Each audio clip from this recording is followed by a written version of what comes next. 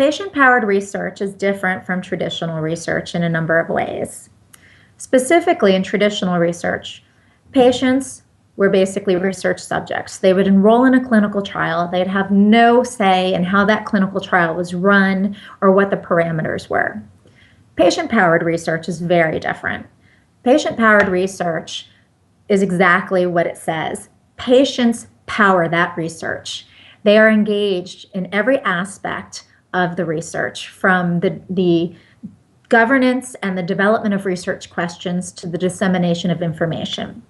As an example, for a young woman who might have breast cancer, how does that young woman make the decision between a lumpectomy, a unilateral mastectomy, or a bilateral mastectomy? Where does she get that information? How does she make that decision?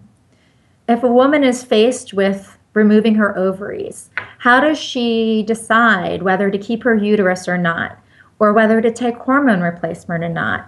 Where does she get that information? Is that information accurate?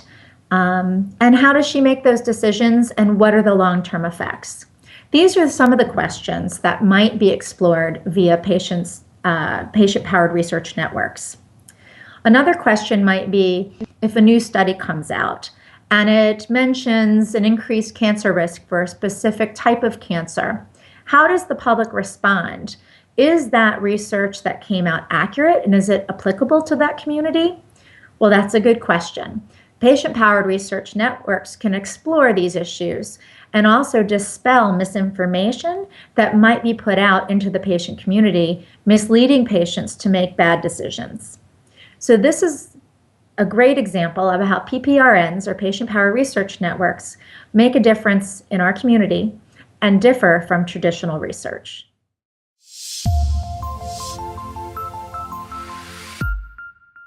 Hi, I'm Wendy Hartley, co-founder of Breast Cancer Answers. You know, not every breast cancer patient benefits from chemotherapy. When I was diagnosed, my doctor thought I would need chemotherapy.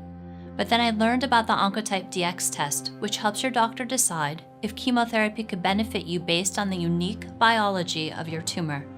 My test results revealed I had a very low chance of my cancer returning, which meant I didn't need chemotherapy after all. To learn more about the Oncotype DX test, click this button here.